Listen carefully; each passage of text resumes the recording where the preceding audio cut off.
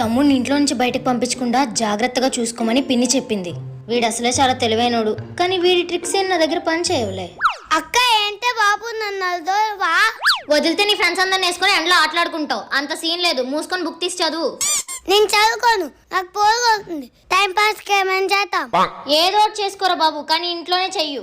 నేను రామాయణంలో హనుమంతుల్లాగా యాక్టింగ్ చేస్తాను చూడు.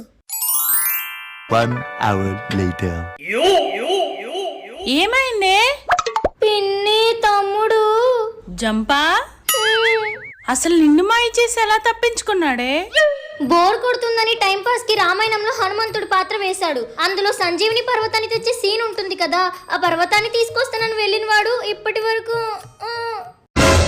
ఇంకేముంది, ఆ యాక్టింగ్ లోనే ఎస్కేప్ అయి ఉంటాడు. వాడు దేశముదురు.